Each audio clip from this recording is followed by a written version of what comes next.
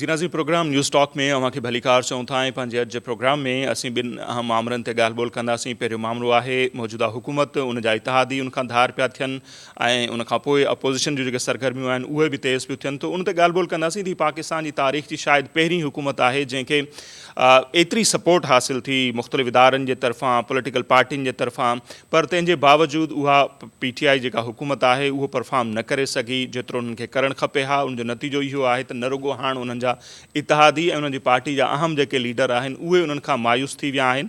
जेके लीडर मायूस थिया आहिनि ज़ाहिर उन्हनि जा त ॿिया बि अंदरूनी बि खोड़ मसइला आहिनि, पर उन्हनि जा इतिहादी जेके उन्हनि सां मुआहिदो थियो अख़्तर मेंगल साहब वारनि सां, उन ते हू पूरा न लही सघिया आहिनि ऐं उन्हनि हुकूमत खां धार थियण जो ऐलान करे छॾियो आहे। काफ़ लीग जो मौक़िफ़ जो ऑलरेडी साम्हूं आहे, त उन्हनि खे बि खोड़ सारा इशूज़ आहिनि। सो ऐं अॼु जेका सर्वे छपी आहे हीअ त सर्वे आहे, पर पब्लिक में वञी जॾहिं असीं माण्हुनि सां ॻाल्हायूं था या आम ई पुछी सघो था उन्हनि खां, ख़ासि तौर ते कोरोना हुजे, मईशत जी सूरत हाल हुजे, सो आम माण्हू हुन हुकूमत मां मायूस थी चुका आहिनि। पॉलिटिकल पार्टियूं उन्हनि मां मायूस आहिनि, इतिहादी उन्हनि खां मायूस थियनि पिया, उन्हनि जा जेके अहम लीडर आहिनि उहे उन्हनि खां मायूस थी चुका आहिनि। सो ईंदड़ जेको वक़्तु आहे उहो PTI जे लाइ केतिरो ख़तरनाक ऐं चैलेंज वारो हूंदो ऐं उन्हनि जा जेके ॿिया इतिहादी आहिनि किथे उहे बि त उन्हनि खे न छॾे वेंदा ऐं जेके छॾनि था त पोइ ख़ान साहब जी हुकूमत किथे वेंदी। पाण अॼु जे प्रोग्राम में उन ते ॻाल्हि ॿोल कंदासीं ऐं गॾोगॾु अॼु पाण ॻाल्हि ॿोल कंदासीं सिंध जी इंतहाई अहम शख़्सियत निसार अहमद सिद्दीकी साहब जेके आहिनि कंहिं बि तारीफ़ जा मोहताज न आहिनि। उन्हनि जूं सिंध धरतीअ जे लाइ ख़ासि तौर ते तालीम जे मैदान में जेके ख़िदमतूं आहिनि उहे इंतिहाई साराहजूं आहिनि। उहा इंतिहाई अहम शख़्सियत अॼु असां खां विछड़ी वई आहे। IBA सखर जो जेको बुनियादु आहे उन में तालीम में जेके निसार अहमद सिद्दीकी साहब जूं ख़िदमतूं आहिनि उहे सभिनी जो साम्हूं आहिनि। सो पाण उन ते ॻाल्हि ॿोल बि कंदासीं ऐं गॾोगॾु इहो बि जेकॾहिं चऊं त सिंध जी इहा इंतिहाई वरी बदकिस्मती आहे जो विरहाङे खां पोइ सिंध में इदारा साज़ जेके शख़्सियतूं आहिनि उहे न हुजण जे बराबरि पैदा थियूं। तमामु घटि अहिड़ा माण्हू पैदा थिया विरहाङे खां पोइ जन इदारा ठाहिया हुजनि। विरहाङे खां अॻु असीं ॾिसूं था त खोड़ अहिड़ियूं शख़्सियतूं आहिनि जेके असांजे साम्हूं अची थियूं। ॾियाराम गिदूमल शाहाणी साहब हुजे, एडल जी डिनशाह हुजे, संदसि पुटु नादिर शाह डिनशाह हुजे, जमशेद नसरवानजी मेहता हुजे, हरचंद राय विशनदास हुजे, खोड़ अहिड़ियूं शख़्सियतूं। हिकिड़ी डिघी लिस्ट आहे जन विरहाङे खां अॻु हिन धरती जे लाइ तमामु घणो कमु कयो, तालीम जे मैदान में, सिहत जे मैदान में, आम माण्हुनि जी ज़िंदगी खे बहितर बणाइण जे लाइ। पर अफ़सोस सां चऊं था त विरहाङे खां पोइ अहिड़ियूं शख़्सियतूं जेके आहिनि उहे तमामु घटि पैदा थियूं। पर निसार अहमद सिद्दीकी उन्हनि माण्हुनि मां हो जंहिं हक़ीक़ी माना में सिंध धरती जी ख़िदमत कई ऐं अॼु उहा शख़्सियत असां खां विछड़ी वई आहे। सो अॼु जे प्रोग्राम जे आख़िरी हिसे में पाण निसार अहमद सिद्दीकी साहब जी ख़िदमतूं आहिनि ऐं उन्हनि जी जेका शख़्सियत आहे उन ते बि ॻाल्हि ॿोल कंदासीं। जी नाज़रीन, BNP जे हुकूमत खां धार थियण खां पोइ मुल्क जी जेका सियासी सूरत हाल आहे, जेकी मुलाक़ातूं थियनि पियूं उन ते खोड़ तज्ज़िया ऐं तबसरा बि थियनि पिया था, उन ते ई पाण वधीक बि ॻाल्हि ॿोल कंदासीं। हींअर BNP जा सीनियर अॻवान आहिनि हाजी लश्करी रईसानी साहब, उहे भी असां सां टेलीफोन लाइन पे मौजूद हैं। रईसानी साहब, बहुत शुक्रिया आपका, आपने हमें टाइम दिया। मेंगल साहब, अगर हम चाहें तो सिंधी में भी बात कर सकते हैं, उर्दू में भी, जैसा आपको मुनासिब लगे। तो मेंगल साहब जी हुकूमत खां धार थियण खां पोइ मुल्क जी जेका सियासत आहे उनमें वरी हिकु भेरो ॿीहर सरगर्मियूं तेज़ थी वियूं आहिनि। अपोज़िशन सां अव्हांजे रहनुमाउनि जूं मुलाक़ातूं जेके थियनि पियूं, आल पार्टीज़ कॉन्फ्रेंस जे हवाले सां बि बिलावल भुट्टो ज़रदारी बि चए पियो त शहबाज शरीफ़ ठीकु थिए त पोइ आल पार्टीज़ कॉन्फ्रेंस बि थींदी। सम्झण अव्हां खां इहो पिया चाहियूं त अपोज़िशन सां गॾिजी करे अव्हां कहिड़ी हिकमत अमली ठाहियो पिया हिन हुकूमत खे जेको आहे सो सख़्तु हिकिड़ो टास्क ॾियण लाइ? देखिए, बात ये कि जब ये 2018 में इलेक्शंस हुए जी, और हमारा ये ख्वाहिश था कि एक डेमोक्रेटिक अलायंस बने और हम अपने मामलात को भी हल करने में अपना किरदार अदा करें। मेरा 2 दफ़ा शहबाज शरीफ साहब भी उन दिनों में बात हुआ कि हम उस APC में आए जो उन्होंने बुलाया था, मगर यकीनन अब उस पर हम ज़्यादा तबसरा नहीं करेंगे जी, लेकिन कोई गड़बड़ कहीं था और उन्होंने हमारा वो जो उस APC में मौजूदगी को शायद मुनासिब नहीं समझा या कोई उनका प्लान कैसा था कि इमरान खान साहब हुकूमत में आ जाएं, तो वो फिर उन्होंने हमें अवॉइड किया। मगर बार बार ये हुआ कि बलूचिस्तान नेशनल पार्टी ने कौमी असम्बली में आज़ाद नशिस्तों पे बैठने को तरजीह दी और हमारा मशरूत हिमायत PTI की हुकूमत को था और मशरूत में जो 6 हमारे शराइत थे वो कौमी उमूर के थे और उसमें कोई ज़ाती या पार्टी के मुफाद के लिए ज़ाती बात नहीं था, वो कौमी उमूर के थे। 2 साल गुजरने के बावजूद PTI का हुकूमत इस पे अमल दरामद नहीं करा सका। अब अगर हम سیاسی بات کریں کہ دیکھیں ان کے بس میں تھا یا نہیں تھا، وہ حکومت ہے اور ان کے بس میں ہے، ہونا چاہیے. اگر ان کے بس میں نہیں ہے تو پھر ان کو ہٹ جانا چاہیے اور لوگوں کو کہیں کہ کون یہ تمام معاملات پہ عمل درآمد کو روکنے کی کوشش کر رہا تھا. اب ہوا یہ کہ ہمارے پارٹی کی سینٹ کمیٹی نے فیصلہ کیا کہ ہم حکومت کا جو حمایت ہے اس کو مزید برقرار نہیں رکھ سکتے، اور سینٹرل کمیٹی کو اس فیصلے کا اعلان سردار اختر مینگل صاحب نے پچھلے دنوں میں کی. جمعیت علماء اسلام کے ساتھ ہمارے صوبے میں ایک اتحاد ہے اور پچھلے 2 سالوں سے ہم اپوزیشن میں بیٹھے ہیں اور ہم ایک یکجہتی سے اور ہم آہنگی سے معاملات کو آگے لے جا رہے ہیں. یہ مرکزی جو لیول پہ بھی ہم آہنگی تھی، مگر ہم اس اتحاد میں شاید اس لیول تک نہیں گئے تھے کہ ہم مولانا صاحب کے ساتھ اپوزیشن میں بیٹھ سکیں. اب کل سردار صاحب نے مولانا فضل الرحمان صاحب کے ساتھ بات چیت بھی کی ہے، ہمارا ہم آہنگی بھی ہے، اور پہلے بھی صوبے میں ہم ایک دوسرے کے معاملات کو سمجھتے ہیں اور ایک دوسرے کی حمایت کرتے رہے ہیں. تو میں یہ سمجھتا ہوں کہ اب سردار اختر مینگل صاحب اور جمعیت علماء اسلام کے جو سربراہ ہیں مولانا فضل الرحمان صاحب مل کے ایک بہتر اپوزیشن کا کردار ادا کریں گے. جس اپوزیشن نے پچھلے 2-2.5 سال سے پریکٹیکل کردار ادا نہیں کیا، اس کا ایک مثال یہ ہے کہ صدارت کے الیکشن میں بھی اپوزیشن کے 2-3 کینڈیڈیٹ تھے، اور وزیر اعظم کے الیکشن میں بھی کینڈیڈیٹ ان کے اپوزیشن کے ایک کینڈیڈیٹ نہیں تھا. اسی طریقے سے قومی اسمبلی کے اسپیکر کے حوالے سے بھی اب بہتر ایک میں سمجھتا ہوں کہ کردار اپوزیشن ادا کر سکے گا مل کے، تاکہ عمران خان جس طریقے سے وہ کام نہیں کر سکتے ہیں اور ملک کی معیشت کو انہوں نے برباد کر دیا، ان کو شاید ہٹانے میں کوئی کردار ادا کر سکے. اچھا، تو ہم یہ سمجھ سکتے ہیں کہ جیسے میرا سوال بھی یہی تھا جس کو آپ نے آخر میں کہا بھی کہ عمران خان کو ہٹانے کے لیے، تو مولانا فضل الرحمان کے ایجنڈا تو اور ہے، اس نے پہلے دھرنا بھی دیا، آپ کے 6 نکات ہیں، تو آپ کا مشترکہ اب یہی ہے کہ اس حکومت کو گھر جانا چاہیے. اس پر BNP ابھی کام کر رہی ہے، زرداری صاحب سے بھی مینگل صاحب کا رابطہ ہوا. دیکھیے بات یہ کہ اگر ایک حکومت وہ ڈیلیور نہیں کر سکتا، معاشی حالت ملک کے مزید برباد ہو گئے. بلوچستان کے آئینی اور قانونی ایشوز تھے اور بہت بڑے اس پہ نہیں تھے کہ اگر ہم کہیں کوئی پاکستان کا معاشی مسئلہ تھا اور اس کو 6 نکات پہ ہم عمل درآمد نہیں کر سکے. آئینی قانونی تھے اور وہ ہمارا حق ہے، اس پہ ہم مسلسل جدوجہد کرتے رہیں گے. نہیں کر سکے تو پھر ان کو ہٹ جانا چاہیے اخلاقاً، یا پھر ہم کو موقع ملے گا مولانا صاحب کو اور سردار اختر مینگل صاحب کو، ہم اپوزیشن کے پارٹیوں کے ساتھ بات چیت کریں گے، مذاکرات کریں گے اور پھر ان کو ہٹانے میں اپنا کردار ادا کر سکیں. اچھا، اس سلسلے میں کوئی آل پارٹیز کانفرنس کے حوالے سے بھی بات چیت ہو رہی ہے؟ جیسے بلال صاحب نے بھی کہا کہ شہباز شریف سے احتیاب ہو جائیں تو آل پارٹیز کانفرنس ہوگی، تو BNP بھی اس پر بھی کام کر رہی ہے کہ مشترکہ کوئی آل پارٹیز کانفرنس ہو. جی ہاں، ہم نے پہلے بھی آپ کو اگر یاد ہوگا چینلوں پہ بھی کہا تھا کہ ہم بھی ہوسٹ کرنے کے لیے تیار ہیں کہ آل پارٹیز کانفرنس ہو، اس میں نیشنل ایجنڈا کا تعین ہو، نیشنل ایجنڈا کے تحت ہم اس ملک کو اور ان صوبوں کو بحران سے نکالنے میں اپنا کردار ادا کر سکے. بالکل آل پارٹیز کانفرنس میں ہم جو ہے اس میں ایک فریق بن سکتے ہیں، تعاون کر سکتے ہیں، یا پھر ہم خود میزبان بھی بننے کے لیے تیار ہیں. اگر آل پارٹیز کانفرنس ہمارا اور مولانا صاحب کا طے ہوا کہ ہم تمام پارٹیوں کو بلا کے ایک نیشنل ایجنڈا طے کریں گے.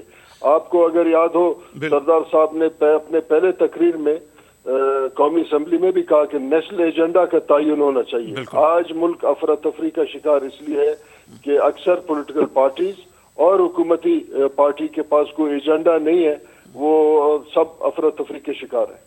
تو ریسن صاحب، جیسے آپ کو یاد ہوگا کہ یہی جو اپوزیشن کی پارٹیز ہیں اب جو ایوان میں ہیں، انہوں نے ہی حکومت کے ساتھ مل کر بجٹ پیش کرنے سے پہلے یہ اس پر اتفاق ہو گیا ہے کہ بجٹ منظور کروانے میں اپوزیشن ان کا ساتھ دے گی. تو اس اپوزیشن سے آپ یہ امید رکھ رہے ہیں کہ وہ حکومت کو گھر جانے میں آپ کی مدد کرے گی؟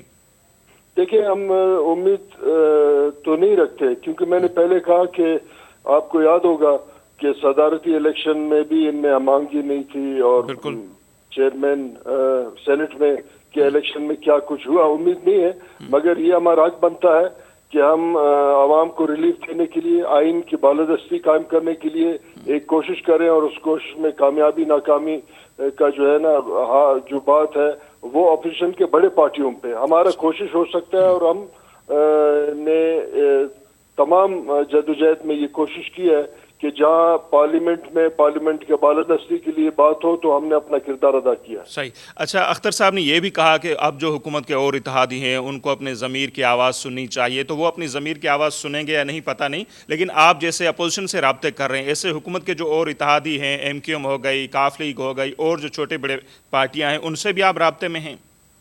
دیکھیں ہمارے ابھی تازہ یہ پارٹی نے فیصلہ کیا ہے اور فیصلہ کا اعلان بھی 2-3 دن ہوئے. ہم سردار اختر مینگل صاحب نے کیا ہے. مولانا صاحب کے ساتھ بات چیت کل ہوا ہے اور ان کے پارٹی کے جو صوبائی صدر ہیں مولانا واسع صاحب کے ساتھ بھی رابطہ ہوا ہے. یقیناً ہم بجٹ کا جو اجلاس ہے اس کو گزارنے کے بعد ایک رابطہ مہم شروع کریں گے باقی پارٹیوں کے ساتھ. اس میں حکومتی اتحادی پارٹی بھی ہیں اور میں نے جہاں تک سنا ہے کہ حکومتی اتحاد کی طرف سے بھی کہیں نہ کہیں سے ہمارے ساتھ رابطے شروع ہو گئے ہیں. صحیح. اچھا تو آپ سے یہ بھی سمجھنا چاہیں گے، تھوڑی بات کلیئر ہو جائے، جیسے آپ نے کہا کہ ان کو گھر جانا چاہیے خان صاحب کو، تو صرف خان صاحب کے گھر جانے سے مسئلہ حل ہوگا اور ان ہاؤس تبدیلی آ جائے، پی ٹی آئی سے کوئی اور وزیر اعظم آ جائے آپ چاہتے ہیں، یا اس حکومت کو ہی جانا چاہیے؟ اس میں تھوڑا اگر کلیئر کر دیں تو آپ کیا چاہتے ہیں؟ ہم یہ سمجھتے ہیں کہ دنیا میں جہاں مہذب ممالک ہیں جو ڈیموکریسی کو سمجھتے ہیں اور خان صاحب عموماً ان کا مثال دیتے رہے ہیں، ان کو یہ چاہیے کہ رضاکارانہ طور پہ وہ گھر چلے جائیں اور پارلیمنٹ اگر کوئی فیصلہ کرے اور بہتر حکومت آ سکے اور ملک کو استحکام دے تو بہتر، ورنہ پھر الیکشن کی طرف ہمیں جانا چاہیے. صحیح. اچھا آخر میں میرا سوال یہ، جیسے آپ نے پہلے بھی کہا کہ ان کے بس میں ہے یا نہیں یہ جو آپ کے مطالبات ہیں، تو اس پر بڑی ڈیبیٹ چل رہی ہے کہ یہ پی ٹی آئی حکومت کے بس کی بات نہیں ہے، جو آپ کے مطالبے ہیں مسنگ پرسن یا اور جو بھی ہیں وہ فیصلے کہیں اور سے ہونے اور وہاں سے نہیں ہو رہے اور حکومت کے بس میں نہیں ہے. تو آپ کو بھی اس طرح لگتا ہے کہ حکومت اگر چاہے تو مسئلہ حل ہو سکتا ہے یا ان کے بس میں نہیں ہے؟ دیکھیں ہم کیسے کہیں کہ ان کی بس میں ہے یا نہیں ہے؟ وہ اقتدار میں بیٹھے ہیں اور وہ عمران خان صاحب تو بلند دعویٰ کر رہے تھے جب وہ اپوزیشن میں تھے، تو ان کو یہ چاہیے کہ کلیئر بات کریں لوگوں کے سامنے، کیونکہ وہ ان کا پارٹی کا نام بھی انصاف ہے اور لوگوں کے اور سیاست کے ساتھ انصاف کرنا چاہیے. اگر ان کے بس کا بات نہیں ہے تو وہ اعلان کریں کہ ان کو فلاں طاقت یا ملک کے فلاں ادارہ ان کو کام کرنے نہیں دے رہے، تو پھر معاملات آگے ہوں گے. پھر پولیٹیکل پارٹیز متحد ہو کے کوئی نہ کوئی ایک ایجنڈا پہ کام کریں گے تو آئندہ اس قسم کے حالات پیدا نہ ہو کہ مرکزی اور صوبائی حکومت کو کوئی اور چلائے یا ان کا راستہ روکے. صحیح. تو اس میں ہی ضمنی سوال، آپ کو کیا لگتا ہے کہ یہ مرکزی جو بھی حکومت ہے ان کو کوئی اور چلا رہا ہے یا پی ٹی آئی خود چلا رہی ہے؟ آپ کو کیا لگتا ہے؟ دیکھیں عمران خان صاحب اگر پولیٹیکل لیڈر ہیں تو انہوں نے ہمارے ساتھ جو ایگریمنٹ کی تو ان کے ذہن میں ہوگا کہ وہ اس پہ عمل درآمد کر سکتے ہیں، اسی لیے تو انہوں نے ایگریمنٹ کی. اب اگر وہ ایگریمنٹ کرنے کے بعد اس پہ عمل درآمد نہیں کر سکتے، اس کا مطلب یہ ہے کہ کوئی اور ان کی حکومت چلا رہا ہے. صحیح. بہت شکریہ آپ کا لشکری رحسانی صاحب، آپ نے ہمیں ٹائم دیا. ناظرین، بی این پی جو जेके सीनियर अॻवान आहिनि उन्हनि जी ॻाल्हि ॿोल मां ॿुधी ऐं बिल्कुलु 6 जेके नुक़्ता हुआ उहे खणी करे ग़ैर मशरूत न बल्कि मशरूत तौर ते BNP जेका आहे हिन PTI हुकूमत जो हिसो थी हुई. उन्हनि पंहिंजा 6 मुतालबा वफ़ाक़ी हुकूमत आॾो पेश कया हुआ ऐं उन्हनि में जेको अहम नुक़्तो हो उहो त ॿिया मादनी वसीला, ॿिया टिया बलोचिस्तान जे हवाले सां हुआ, क़ौमी मसइला, पर मिसिंग पर्सन जेको बलोचिस्तान जो तमामु अहम मसइलो आहे उन्हनि इहा डिमांड कई त उन्हनि जा माण्हू जेके आहिनि उहे आज़ादु कया वेंदा आहिनि. जेके ताज़ा बयान अख्तर मेंगल साहब जा असांजी नज़र में गुज़रिया उन्हनि, बल्कि क़ौमी असैम्बली में बि उहा लिस्ट ॾेखारी त जेके माण्हू मुआहिदे तहत छॾिया विया आहिनि उन्हनि जो तादादु केतिरो आहे ऐं इन अरसे दौरान जेके वधीक माण्हू गुम थिया आहिनि उन्हनि जी जेका लिस्ट आहे उहा आज़ादु कयल माण्हुनि खां वधीक आहे. उन करे उन्हनि मायूस थी हुकूमत खां अलहदगी जो ऐलान कयो आहे ऐं हाणे हू राब्तनि में आहिनि अपोज़िशन जे मुख़्तलिफ़ पार्टियुनि सां. पीपल्स पार्टी जे सरबराह आसिफ अली ज़रदारी साहब सां बि उन्हनि जो राब्तो थियो हुकूमत खां धार थियण खां पोइ. उनखां पोइ मौलाना फज़लुर रहमान साहब सां उन्हनि जूं 2 मुलाक़ातूं थी चुकियूं आहिनि ऐं जीअं उन्हनि ॿुधायो लश्करी रेसाणी साहब हींअर त जेके उन्हनि जा इतिहादी आहिनि PTI जा उन्हनि सां बि हू राब्ते में आहिनि. उन ते पाण वधीक ॻाल्हाईंदासीं. पीपल्स पार्टी जा सीनियर अॻवान आजिज़ धामरा साहब बि हींअर असां सां टेलीफोन लाइन ते मौजूदु आहिनि. धामरा साहब तमामु घणी महिरबानी. अख्तर मेंगल साहब जे हुकूमत खां धार थियण खां पोइ हिकु भेरो ॿीहर जेके पॉलिटिकल एक्टिविटीज़ आहिनि उहे तेज़ थी वियूं आहिनि. हाणे बिलावल साहब बि चयो त शहबाज शरीफ़ साहब सिहतयाब थियनि त शायदि ऑल पार्टीज़ कॉन्फ्रेंस बि घुराइण ते गौर कनि पिया. कीअं बि ॾिसो मुल्क जी सूरत हाल ऐं अॼु जेका सर्वे आई आहे उनमें बि इहो आहे त माण्हू हिन हुकूमत मां तमामु घणा मायूस आहिनि. माण्हू बि मायूस आहिनि, पॉलिटिकल जेके पार्टियूं आहिनि उन्हनि जूं बि एक्टिविटीज़ शुरू थियनि पियूं. त इन हुकूमत जे लाइ ईंदड़ वक़्तु कीअं पिया ॾिसो या पीपल्स पार्टी कहिड़ी तयारी करे पई? ॾिसो था, शुरू खां वठी हिन हुकूमत जी जेका नाइली हुई उहा साम्हूं हुई ऐं हिन हुकूमत जेको आहे उहे ख़ुदि सिलेक्टर्स परेशान आहिनि त जंहिं नेरेटिव ते रखी हिननि हुकुमराननि खे हू खणी आया उन में मुकमल तौर ते फेल विया। हींअर ॾिसो अपोज़िशन त पंहिंजी जाइ ते पर हुन जा इतिहादी नाराज़ पिया थियनि ऐं इन में को शक कोन्हे त इतिहादनि सां गॾोगॾु जेके हुननि जा सपोर्टर हुया जेके कंटेनर ते हिन जी तकरीरुनि जे बुनियादनि ते वीचारनि जिन उमेद ऐं होप रखी हुई उहे सभु मायूस आहिनि ऐं ख़ुदि जेके ही माण्हू टॉक शो में अची हीअं डिफेंड था कनि इमरान ख़ान खे इन्हनि निजी महफ़िलुनि जे अंदरि हू बिल्कुलु मायूस ऐं परेशान आहिनि। हुननि जे घरनि जी फैमिलियुनि जे अंदरि हुननि खे प्रेशर आहे त हीउ कहिड़ी डायरेक्शन में पियो वञे। जंहिं प्राइम मिनिस्टर खे पंहिंजा इतिहादी राज़ी करण जेतिरो फुर्सत न हुजे या अहिड़ी पॉलिसी न हुजे जंहिंसां इतिहादी राज़ी थी सघनि त ज़ाहिर आहे अपोज़िशन पूरी कोशिशि कई त हिननि खे टाइम मिलणु खपे ऐं अपोज़िशन कॾहिं बि अहिड़े क़िस्म जी ॻाल्हि न कई जंहिंसां इहा तासुर ॾेई सघनि त अपोज़िशन जे ई करे हिन हुकूमत खे पंहिंजी जेको असुल टारगेट आहे उहो अचीव करण में के दिक़त थी थिए। बल्कि अपोज़िशन त हिननि खे मुकमल टाइम ॾिनो। अपोज़िशन त चयो त असां COD करण जे लाइ तयारु आहियूं त हिननि जी जेका नाइली हुई उहा अया थी चुकी आहे त इमरान ख़ान जेको आहे उहो बिल्कुलु नाइल तरीन शख़्स साबित थियो आहे ऐं नाइल तरीन शख़्स पाकिस्तान जहिड़े मुल्क जो वज़ीर आज़म हुजे उहो हुन क़ौम लाइ इलाही नुक़सानकार आहे। हींअर तव्हां ॾिठो छा थियो, हींअर जॾहिं हू सिंध में आयो त उनखां अॻु में हिन कंस्ट्रक्शन कंपनी खे ओपन करण जे लाइ प्रेशर रखिया।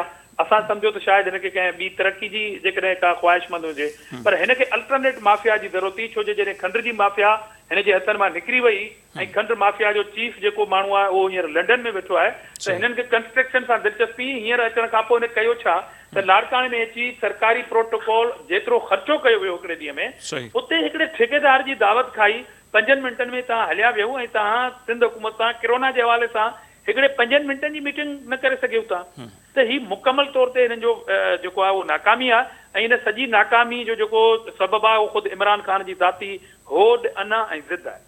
त पोइ हीअ जेका सूरत हाल जीअं अव्हां ॿुधायो पिया ॿियनि हंधनि ते पढ़ूं बि पिया तज़िया ऐं तबसरा बि ॾिसूं पिया त ज़ाहिर आहे अपोज़िशन त डे वन खां ज़ाहिर आहे हुकूमत आहे हुन सां एग्री न हुई खोड़ इशूज़ ते माण्हू बि हाणे मायूस थियनि पिया पर जेको आम तासुर इहो आहे त जन उन्हनि खे आंदो आहे या जन जे एतमाद जी उन्हनि खे ज़रूरत आहे अञा ताईं उहे धुरियूं हिननि ते एतमाद कनि पियूं उन जे करे अपोज़िशन मां या माण्हुनि जे ख़ुशि हुजण न हुजण मां उन्हनि खे को असरु कोन थो पिए त इन तासुर खे कीअं पिया ॾिसो थी सघे थो हिननि खे अञा ताईं इहा प्रेशर हुजे त भई जिन मक़सदनि जे करे तव्हांखे आंदोसीं हुननि जो मक़सदु को एहतिसाब कोन हो हुननि जो मक़सदु 2 शयूं आहिनि 3 शयूं बल्कि हिकु त डैम ठाहिणा आहिनि तमामु तकड़ा स्टेप इमरान ख़ान खयां साबिक़ा जेको चीफ जस्टिस हो साकिब निसार सां उहा ॻाल्हि उते ई मिलिया मेट थी वई हली।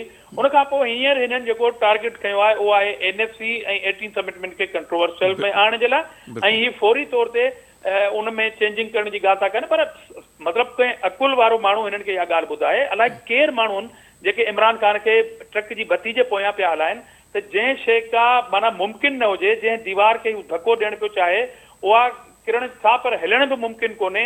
कंहिं बि हिकिड़ी सिंगल कॉन्स्टिट्यूशनल अमेंडमेंट जे लाइ 2/3 मेजॉरिटी जी ज़रूरत हूंदी उते तव्हांजा इतिहादी नाराज़ थी वञनि उते तव्हांजो उहो जहाज़ जेको आहे जेकॾहिं वापसि सफ़र कंदो जहांगीर तरीन जो त पाण सां 15 खां 20 मेंबर वापसि खणी वञण जा जॾहिं इम्कान हुजनि अहिड़े क़िस्म जी ॻाल्हियूं मार्केट में हलंदियूं हुजनि त पोइ उन वेले अहिड़े क़िस्म जी ॻाल्हि जेका कॉन्स्टिट्यूशनल अमेंडमेंट जी हुजे या त माना तव्हांजी नाइली खे छो थी करे न बेवकूफ़ी जी इंतिहा आहे जेकॾहिं को पार्टी हुकुमरान पार्टी ऐं प्राइम मिनिस्टर अहिड़े क़िस्म जी ॻाल्हि करे हुननि जा वज़ीर ॻाल्हि कंदा असीं सम्झंदासीं शायदि के वज़ीर जेके आहिनि उहे बेलगाम आहिनि उहे अहिड़े क़िस्म जी ॻाल्हि पिया कनि पर कराची जे अंदरि सिंधी मीडिया सां मुलाक़ात में जेकॾहिं ख़ुदि प्राइम मिनिस्टर अहिड़े क़िस्म जी ॻाल्हि करे जेका मुमकिन न हुजे त असल में ही हाणे आख़िरी जेके आहिनि उहे खुड़ियूं पिया आणनि पंहिंजे सिलेक्टर्स खे ॿुधाइनि पिया त असां ही 2 कम करण जी ख़्वाहिश रखूं था करे सघनि हिननि जे वस जी ॻाल्हि आहे ई कान पर आउं सम्झां थो शायदि 2 धुरियूं हाणे हिक ॿिए खे हिकिड़ी धुर सख़्ती पई करे ॿी धुर हुननि खे ब्लैकमेल पई करे पंहिंजे इक़्तिदार जी ड्रेग जे लाइ ॿियो को मक़सदु कोन्हे ऐं इन जहिड़े में आउं सम्झां थो त ही वक़्त खां अॻे जेके आहिनि उहे चूंडूं नज़र अचनि पियूं। अच्छा धामन साहब आख़िर में अव्हांखे सम्झाए थो उहे 14 तक़रीबन 12 खां 14 पार्टियूं हुयूं जिन 18वीं तरमीम मंज़ूर कराइण में पाकिस्तान पीपल्स पार्टी जो साथ ॾिनो त हींअर पीपल्स पार्टी जो सख़्तु मौक़िफ़ आहे पर नवाज़ लीग वारनि जो अञा ॻाल्हि ॿोल थी सघे थी कुझु अॻवान उन चवनि था त उहे जेके 12 या 14 पार्टियूं हुयूं उहे बि अव्हांखे लॻे थो त अहिड़ो ई सख़्तु मौक़िफ़ रखंदियूं पाकिस्तान पीपल्स पार्टी जहिड़ो या उहे किथे लचक जो मुज़ाहिरो करे सघनि थियूं हिन मामले ते? ॾिसो हेसि ताईं त अञा ताईं को जॉइंट अपोज़िशन हिन ॿिनि पॉइंटुनि ते कान वेठी आहे जो जॉइंट हिकिड़ो बदरनामो साम्हूं अचे। बाक़ी जेतिरे क़दुरु नवाज़ लीग या मौलाना फज़लुर रहमान साहब जी पार्टी आहे या अख्तर मेंगल साहब वारा आहिनि या अवामी नेशनल पार्टी आहे, हुननि जो सख़्तु रिएक्शन जेको आहे इंडिविजुअल पार्टी ते आयो आहे। त हाणे जेका APC थींदी उहे उन में इहे शयूं इंक्लूड हूंदियूं ऐं उन में जॉइंट हिकिड़ो रेज़ोल्यूशन ईंदो ऐं पदरनामो जारी थींदो। उन में सभिनी पार्टियुनि जो मौक़िफ़ तव्हांजे साम्हूं अची वेंदो। पर इंडिविजुअल बि तमामु पॉलिटिकल पार्टीज़ जेके आहिनि उहे सूबनि जी ख़ुदि मुख़्तियारी जे बारे में इंतिहाई क्लियर आहिनि। ऐं बाक़ी ॿी ॻाल्हि त 18th अमेंडमेंट ते ॻाल्हाए सघण वारी आहे। असीं बि चऊं था हा 18th अमेंडमेंट ते ॻाल्हाए सघिजे थो, ख़ुदि पीपुल्स पार्टी ते ॻाल्हाए सघिजे थो 18th अमेंडमेंट जी जेके रहियल शयूं उन्हनि ते अमल कराइण जे लाइ, न कि उनखे तब्दील करण जे लाइ। अञा वधीक जेकॾहिं सूबा मज़बूत थियनि त अञा वफ़ाक़ मज़बूत थींदो इन्हनि शयुनि ते ॻाल्हाइण जे लाइ। असीं चऊं था त 18th अमेंडमेंट ते मनो अमल न थी सघियो आहे। इलाही वज़ारतूं नए नाले सां, नए लिबास सां, नए चेहरे सां वरी फेडरल क़ाइमु करे वेठो आहे। इन जे करे हुन ते ओवर बर्डनिंग आहे फाइनेंशियल जी। पर जेकॾहिं उहो मनोहन जेकॾहिं अमल कनि 18th अमेंडमेंट ते उहे वज़ारतूं सूबनि जे हवाले करे छॾनि त उन तां जेको फाइनेंशियली ॿार आहे, जेको हींअर बहाना पिया कनि NFC जे पैसनि जा, उहो लही पवंदो। त उन सभिनीनि शयुनि ते माना अमल करण जे हवाले सां त ॻाल्हाए सघूं था त भाई जल्द खां जल्द 100% 18th अमेंडमेंट ते अमल थियणु खपे। उन ते बिल्कुलु ॻाल्हाए सघिजे थो। मां त अमल जी ॻाल्हि पिया कयो, पर हू त खोड़ सारियूं शयूं जेके आहिनि वापसि वफ़ाक़ खे ॾियण जूं ॻाल्हियूं कनि पिया। ज़ाहिर आहे उन में त मौक़िफ़ में आहे अलॻि। उहो हुननि जो मौक़िफ़ आहे जंहिंखे असीं रद्द था कयूं। सही। अच्छा, कुझु धुरियुनि जो इहो बि चवणु आहे त जेकॾहिं प्रेशर आयो त पोइ न रुगो नवाज़ लीग पर पाकिस्तान पीपल्स पार्टी बि जीअं सर्विसिस आर्मी एक्ट आहे या फ़ौजी अदालतूं खोड़ मिसाल पिया ॾियनि त उनजे पीपल्स पार्टी बि उन में थोरो पोइते हटी वेंदी आहे। त मे बि 18वीं तरमीम ते बि हू ईअं पीपल्स पार्टी बि ईअं माज़ी जहिड़ो मौक़िफ़ अख़्तियार कयो। त इन ॻाल्हि में केतिरी सदाकत आहे, ईअं थी सघे थो? ॾिसो ॿ शयूं आहिनि। पहिरीं ॻाल्हि त जेको 73 जो आइन आहे उनजी ख़ालिक़ पाकिस्तान पीपल्स पार्टी ऐं उन वक़्त जी जेके अपोज़िशन जूं जमायतूं ऐवान में उहे हूअं हिकु मुतफ़िक़ा आइन हो। नंबर ॿी ॻाल्हि जेका 18th अमेंडमेंट आहे हींअर आइन जो हिसो आहे 73 जे आइन जो, जंहिंखे असुल रूह में बहाल कयो आहे। त जेकॾहिं 73 जेकॾहिं 18वीं तरमीम जे लाइ अहिड़े क़िस्म जो को जेको आहे सो प्राइम मिनिस्टर ॻाल्हियूं कंदो या PTI ॻाल्हि कंदी त असीं सम्झूं था त हू 73 जे आइन जी इनेराफ़ी था कनि ऐं 73 जे आइन में ई आर्टिकल 6 मौजूदु आहे। त पोइ असीं जनरल ज़िया, जनरल मुशर्रफ ऐं इमरान ख़ान खे अलॻि नथा महसूसु कयूं आइन जी वायलेशन जे हवाले सां त हीअ बि उहो ई इरादा था रखनि। नंबर हिकु ॻाल्हि। ॿी त पीपुल्स पार्टी कॾहिं बि आइन ते कंप्रोमाइज़ कोन कंदी, सूबनि जी ख़ुदि मुख़्तियारी ते कंप्रोमाइज़ न कंदी। सूबाई ख़ुदि मुख़्तियारी ऐं गनकरनि लिस्ट जा ख़ात्मा पीपुल्स पार्टी समेत चइनी सूबनि जे तरक़ी पसंद ऐं जमहूरियत पसंद माण्हुनि जी हिकिड़ी नीड रहिया, मुतालबा रहिया। ऐं आसिफ अली ज़रदारी साहब हिन मुल्क जे अंदरि जॾहिं को क्लार्क पंहिंजे पावर ते कंप्रोमाइज़ न करे उते हिकिड़े प्रेसिडेंट, उन में अहम ॻाल्हि इहा आहे त पार्लियामेंट करारदाद जी सूरत में सदर खे अपील कोन कई त तव्हां पंहिंजा इख़्तियार जेके आहिनि उहे पार्लियामेंट खे ॾियो, पर ख़ुदि ज़रदारी साहब पार्लियामेंट खे चयो त ही मुंहिंजा इख़्तियार जेके आहिनि दीवान सदर जा। अच्छा धामरा साहब, बिल्कुलु ईअं त आहे। हाणे मुख़्तसर दिए ज़रदारी साहब त सदर पंहिंजा इख़्तियार वज़ीर आज़म खे न, पर अॼु जो जेको वज़ीर आज़म आहे उहो त वरी CM खे चए पियो त उन्हनि डिक्टेटर जेतिरा इख़्तियार अची विया आहिनि। सो हाणे 18वीं तरमीम खां पोइ ॾिसो इहा हुनजी बौखलाहट आहे न। उनखे चवां थो त वायलेशन आहे त जेकॾहिं हिकिड़े इलेक्टेड चीफ मिनिस्टरनि खे तव्हां डिक्टेटर चवंदो त तव्हां सूबनि जे अवाम जे मैंडेट जी तौहीन था कयो। इहो बयानु ॾेई प्राइम मिनिस्टर सूबनि जे अवाम जो जेको आइनी हक़ आहे, आइनी जेका पोज़ीशन आहे चीफ मिनिस्टर जी, उनजी तौहीन कई आहे, वायलेशन थो करे। असीं त इहो बि चऊं था त इमरान ख़ान ते ख़ुदि आर्टिकल 6 जेको आहे एक्टिव हुअणु खपे त हू कहिड़े क़िस्म सां आइन जी जेको आहे सो इनेराफ़ी थो करे। आइनी पोज़ीशन ॾींदड़ चीफ मिनिस्टर्स जे बारे में अहिड़े क़िस्म जा रिमार्क्स थो रखे, हू त इनेराफ़ी थो करे आइन खां। सही। ठीकु आहे धामरा साहब, तमामु घणी महिरबानी। अवां असांखे टाइम ॾिनो ऐं ईंदड़ वक़्तनि में बि अव्हांखे ज़रूरु ज़हमत ॾींदासीं, अव्हांखे टाइम वठंदासीं मुख़्तलिफ़ शयुनि ते ॻाल्हि ॿोल जे लाइ। नाज़रीन, हीउ अहम मामिलो आहे, इंतिहाई अहम त न रुगो हुकूमत जा जेके इतिहादी आहिनि उहे उन्हनि खां धार थियनि पिया। जहांगीर तरीन साहब लंडन में वेठा आहिनि। इतला इहे आहिनि त नवाज़ शरीफ़ सां उन्हनि राब्ते जी कोशिशि बि कई आहे, में बि राब्तो थिए। उनखां पोइ कहिड़ी पॉलिसी ठहे थी। MQM ऐं काफ लीग उन्हनि जो माज़ी अव्हांजे साम्हूं आहे ऐं हींअर बि कुझु धुरियुनि चवणो आहे त उहो इशारे जे इंतज़ार में आहिनि ऐं जेकॾहिं इशारो अची वियो त पोइ ज़ाहिर आहे उहे बि पंहिंजो को न को जॻह दग अख़्तियार कंदियूं। सो सूरत-हाल PTI जे लाइ तमामु घणी अहम थींदी पई वञे। ॾिसणो आहे त ईंदड़ ॾींहंनि में वधीक सूरत हाल हुन छा डेवलप थिए थी। पाण हुन ते वधीक बि ॻाल्हि ॿोल कंदासीं। हींअर वक़्तु थियो आहे मुख़्तसिर ब्रेक जो ऐं ब्रेक खां पोइ पाण ॻाल्हि ॿोल कंदासीं सिंध मां अॼु हिकिड़ी इंतिहाई अहम जेका शख़्सियत आहे उहा असां खां विछड़ी वई। निसार अहमद सिद्दीकी साहब जेके आहिनि इदारा साज़ शख़्सियत ऐं उन्हनि जूं ख़िदमतूं आहिनि, पाण हुन ते वधीक ॻाल्हि ॿोल कंदासीं। पर हिते वक़्तु थियो आहे मुख़्तसिर ब्रेक जो।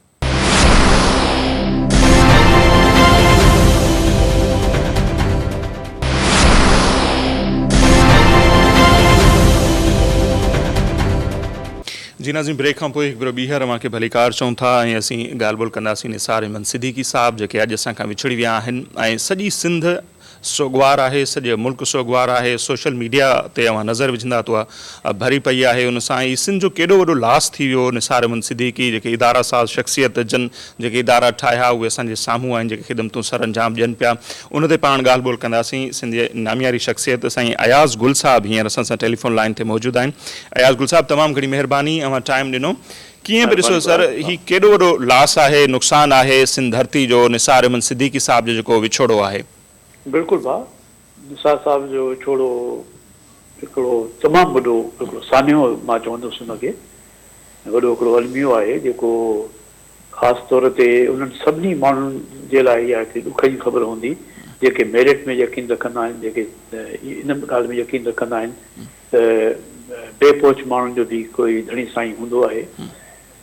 निसार साहब तव्हां चकर में जेको ही IBA जहिड़ो इदारो ठाहियो, बिल्कुलु, हालांकि ज़ाहिर आहे हुन में हुनजे बैकग्राउंड में सरकार जो बि कोई हथ हूंदो ज़रूरु, पर निसार साहब जी शख़्सियत हुई जो हुन इन इदारे खे जी सिर करे इन खे जोड़ियो। ऐं सभ खां वॾी ॻाल्हि इहा हुई त हुन में जेका पहिरें ॾींहं ते हिकिड़ो उसूल ठाहियो त भई इहो इदारो जेको आहे मेरिट जे बुनियाद ते हलंदो, जंहिंमें कंहिं बि क़िस्म जो सियासी समाजी ऐं ॿियो दबाव जेको आहे आस पास जो उहो क़बूल न कयो वेंदो, न उन सियासी दबाव जे नतीजे में के दाख़िलाऊं थींदियूं, न ॿारनि खे जेके जी अटेंडेंस ऐं उन्हनि जी मार्क्स जो जेको मामिलो आहे उहो मेरिट खां सवाइ थींदो, न अपॉइंटमेंट्स में जेको आहे इन क़िस्म जो दबाव खे क़बूल कयो वेंदो। ऐं ही हिकिड़ो ईअं सम्झो त सिंध में हिकिड़ो उञाण थी करे असांजे साम्हूं आयो त मेरिट खां सवाइ जेको आहे इदारो जेको आहे बेसूद आहे, हुनजो को फ़ाइदो कोन्हे को। ऐं जेकॾहिं मेरिट ते कोई इदारो हली सघे थो त हीउ उनजो हिकिड़ो अहम मिसाल आहे सखर जो IBA यूनिवर्सिटी जेका हींअर आहे, पहिरियां त उहो कॉलेज हुयो या इंस्टीट्यूट हुयो। त निसार साहब जो वॾो कंट्रीब्यूशन आहे।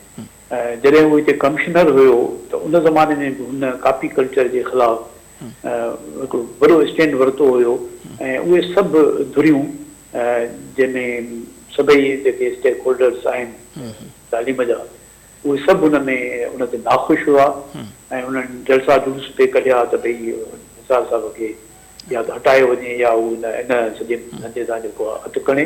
पर उन ज़माने में बि तालीम खे बचाइण जे लाइ, कॉपी कल्चर खे ख़तमु करण जे लाइ कोशिशूं थियूं ऐं अॻिते हली करे उन अहिड़ो अदारो हिकिड़ो जेको आहे ठाहियो ऐं उनखे हलाईंदो रहियो। सही। अच्छा, हाणे असां जॾहिं हुनजो प्रोफाइल ॾिसूं था त हिकिड़े उस्ताद खां हुननि करियर जी शुरूआति कनि था, पोइ डिप्टी कमिश्नर बि थियनि था, होम सेक्रेटरी बि थियनि था, आख़िर में असांखे IBA जहिड़ो इदारो बि ॾेई वञनि था। सो अव्हां जो बि उन सां जेकॾहिं के पर्सनल यादूं हुजनि जेके असांजे नाज़रीन सां शेयर करे सघो त एज़ ए शख़्सियत बि अव्हां उन्हनि खे कीअं ॾिठो? अहिड़ा जाखोड़ी त हुआ, इदारा सां शख़्सियत बि हुआ। बिल्कुलु उन्हनि जे कम मां ई असांखे अंदाज़ो करे सघूं था त हू कहिड़े क़िस्म जो हिकिड़ो किरदारु हुयो, हिकिड़ो जाखोड़ी, महिनती ऐं पंहिंजे कम सां कमु रखण वारो माण्हू। ऐं जीअं तव्हां चयो त इदारा साज़ शख़्सियत, इदारा कीअं ठहंदा आहिनि उन असांखे उहो ठाहे करे ॾेखारियो। इदारो कीअं यकीनन हू छो त ब्यूरोक्रेट रहियो, होम सेक्रेटरी रहियो, कमिश्नर DC रहियो, पर बुनियादी तौर ते उहो उस्ताद हुयो। जीअं तव्हां ॿुधायो हाई स्कूल जो उस्ताद हुयो ऐं उन जा जेके उन ज़माने जा शागिर्द आहिनि उहे तमामु प्यार सां, इज़त सां ऐं अक़ीदत सां यादि कनि था। ऐं हुन जी जेका उहा सोच हुई, जेका हिकिड़े उस्ताद जी सोच हुई त ॿारनि खे कीअं ठाहिबो आहे, उनजे मुस्तक़बिल खे कीअं ठाहिबो आहे, संवारबो आहे, उहो सदाई उनजे दिलि में रहियो, जंहिंजे नतीजे में असांखे हुन ही IBA जहिड़ो सही।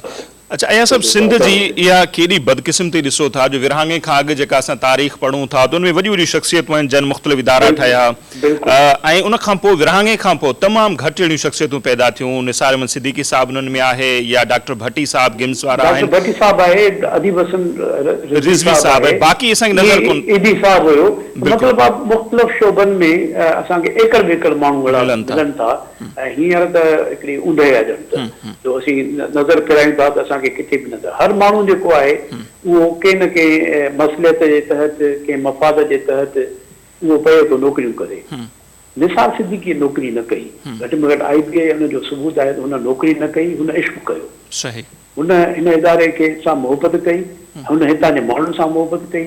हीउ इदारो बाज़ारि तव्हांखे ईअं लॻंदो त हिकिड़ो महांगो ऐं हिकिड़ो कोई ॾुखियो जेको आहे इदारो हुयो, पर ईअं कोन्हे को। हिते ग़रीब ॿारनि खे समन जे तइदाद में उन्हनि खे स्कॉलर्स मिलंदियूं, उन्हनि खे ॿिया वज़ीफ़ा मिलंदा, उन्हनि जूं फीूं माफ़ थींदियूं, उन्हनि खे अॻिते अचण जा मौक़ा पिया मिलिया। न सिर्फ़ु वॾनि माण्हुनि जा ॿार पढ़िया पिया हुन में, पर ग़रीबनि जा ॿार बि हिते शानदार तरीक़े सां पंहिंजी तालीम हासिल करे रहिया, जंहिंजे लाइ सिद्दीकी साहिबु पाण पतोड़ींदो रहंदो। असां वटि शाह लतीफ़ यूनिवर्सिटीअ में जॾहिं MBA जा क्लास शुरू थिया त शाम जा क्लास हूंदा त निसार साहिबु हुते क्लास विज़िटिंग प्रोफेसर तौरु क्लास वठंदो हुयो, तॾहिं कमिशनर हूंदो सटर में। त उन ज़माने में दुआ सलाम उन्हनि सां रही, उन खां पोइ पर पोइ ही जॾहिं IBA में आया त उन्हनि सां काफ़ी भेरा गॾिजण जो जेको आहे मौक़ो मिलियो। मुंहिंजी आख़िरी मुलाक़ात उन्हनि सां हिन गुज़िरियल मार्च में थी, ऐं सुठी असांजी उन टाइम ते कचहरी थी। ऐं असांजो दोस्त आहे फरीद भुट्टो, उहो जॾहिं अमेरिका में ईंदो आहे त ज़रूरु हुन सां मिलणु वेंदो आहे, ऐं हिन दफ़े बि असां हुन सां मिलणु वियासीं ऐं कलाक ॿ असां हुन सां गॾु गुज़ारियासीं। ऐं बसि यादगिरियूं आहिनि, हुन जूं तस्वीरूं आहिनि हुन टाइम जूं। मुंहिंजे ख़्याल में हुन खां पोइ त ई कोरोना वारो मामिलो थियो त सभु सॼो समाज, सॼो दुनिया जेका आहे उहा डिस्टर्ब थी वई, ऐं उहा असांजी आख़िरी मुलाक़ात हुई। तमामु माठिलो, पंहिंजे कम सां कमु रखण वारो माण्हू, गैर ज़रूरी ॻाल्हाइणो न आहे, गैर ज़रूरी कंहिं ते तनक़ीद न आहे करणी। असां जेतिरो वक़्तु वेठा रहियासीं फ़र्ज़ सां इहे ई ॻाल्हियूं कंदो रहियो त हाणे मां ईंदुसि जॾहिं अमेरिका में त कीअं उनजी फंडिंग जे लाइ कोशिशूं करणियूं आहिनि, छा छा असांजा प्लान्स आहिनि, कीअं असीं जेको आहे उन्हनि खे उतां के वज़ीफ़ा के जेके माली मदद जेका हासिल कंदासीं, कीअं असां उते ॿारनि खे पंहिंजनि ॿारनि जे लाइ उतां जूं स्कॉलर्स वठंदासीं, इन ते ई यको जेको आहे ॻाल्हि ॿोल थींदी रही। उन्हनि खे तमामु घणो हिकिड़ो ऊनो हुयो, हिकिड़ो प्यारु हुयो त ही न सिर्फ़ु ही इदारो अॻिते वधे, पर हिन सॼे एरिया जा जेके माण्हू आहिनि, पसमंदा इलाइक़ो आहे, पोते पयल इलाइक़ो आहे, हितां जा ॿार जेके आहिनि उहे अॻिते अचनि। सही माना में जेका जेकॾहिं तालीम आहे त उहा उन्हनि खे मिलणु खपे। ही इदारो IBA सखर जेको आहे, इन थोरे वक़्त में 10-12 साल थिया हूंदा हिन इदारे खे ठहे, उन में उन पाण खे बिल्कुलु मंझरायो सॼे पाकिस्तान में, पर पाकिस्तान जिते बि सखर जो ज़िक्र थींदो त IBA जो ज़िक्र ज़रूरु थींदो, ऐं जॾहिं IBA जो ज़िक्र थींदो त निसार सिद्दीकी साहिब जो ज़िक्र ज़रूरु थींदो। ऐं मां सम्झां थो इहो ज़िक्र तारीख़ जो हिसो बणिजी वियो आहे। जॾहिं बि असीं IBA ते नज़र विझंदासीं, सिंध जी तालीम ते, उनखे संवारण ऐं सुधारण जी ॻाल्हि ते नज़र विझंदासीं त असांखे निसार अहमद सिद्दीकी साहिबु ज़रूरु यादि ईंदो। बिल्कुलु सर। अच्छा सर, आख़िर में जेको ही फ़ैसिलो वरितो वियो त उन्हनि जी तदफ़ीन जेका आहे उहा बि IBA सखर में ई थी, त उनखे कीअं परे सो इहो ज़बरदस्त क़िस्म जो फ़ैसिलो थियो? ज़ाहिर आहे जेतिरा इल्म जी शइ जॾहिं ॿुधी मूं इहा ॻाल्हि, या उनखे जॾहिं मूं कंहिं दोस्त जो स्टेटस पढ़ियो सोशल मीडिया ते, त मूंखे सुठो लॻो। इन करे सुठो लॻो त ही इदारो हुनजो आहे। जॾहिं हू उनजी जेका मज़ार हुते हूंदी त ॿार जेके पढ़नि था उहे बहाने सां उन तुरबत ते वेंदा, दुआ घुरंदा, उनजी मग़फ़िरत लाइ दुआ कंदा ऐं उनजी ख़िदमतुनि खे यादि कंदा।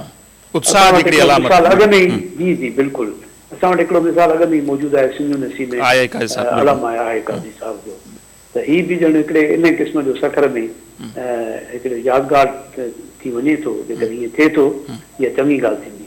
मूंखे ख़बर न आहे त हुनजे मिटनि माइटनि जो या संदसि पंहिंजी ख़्वाहिश कहिड़ी आहे या कहिड़ी हुई, पर जेकॾहिं ईअं थिए थो त मां दिली तौर ते ख़ुशि थींदुसि। सही, ठीकु आहे सर। आया सभु तमामु घणी महिरबानी, अव्हां असांखे टाइम ॾिनो।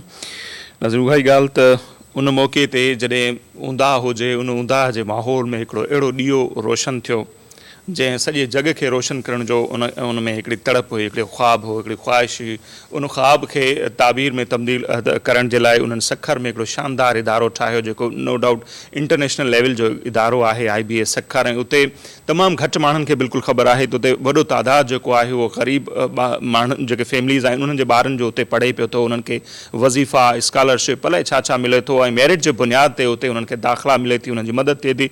ऐं अहिड़ी शख़्सियत जेका अञा वधीक कमु करणु करण जे लाइ सोचे पई उहा शख़्सियत अॼु असां खां विछड़ी वई ऐं बिल्कुलु इहो हिकिड़ो आम रवाजी जुमिलो आहे पर अहिड़ियुनि शख़्सियतनि जे लाइ बिल्कुलु ठहिके थो असीं त सभिनी जे लाइ चवंदा आहियूं पर इहा हक़ीक़ी माना में अहिड़ो आहे त हीउ अहिड़ो लास आहे अहिड़ो नुक़सानु आहे जंहिंजो पूराओ शायदि कॾहिं थी सघे ऐं इहो जेको फ़ैसिलो वरितो वियो आहे संदन तदफ़ीन उते ई थी आहे उहो इंतिहाई ज़बरदस्त फ़ैसिलो आहे उन सां उतां जे शागिर्दनि खे उतां जेको ॿियो अमलो आहे उन्हनि खे उत्साह मिलंदो ऐं असीं उमेद कयूं था इन लफ़्ज़नि सां असीं इजाज़त बि वठंदासीं त उन उत्साह मां वरी के अहिड़ा खोड़ ॾिया शल उभरनि ॿरनि जेके हिन धरतीअ खे वधीक रोशन कनि ऐं जेका उंदाही वारो माहौल आहे उहो शल ख़तमु थिए अहिड़ियूं इदारा सां शख़्सियतूं जेके हाणे आङुरियुनि ते ॻणण जेतिरियूं आहिनि उन्हनि में जॾहिं वाधारो थींदो त असांजी हीअ धरती जेका आहे वधीक ख़ुशहाल थींदी असांखे ॾींदा इजाज़त अलाह निगहबान।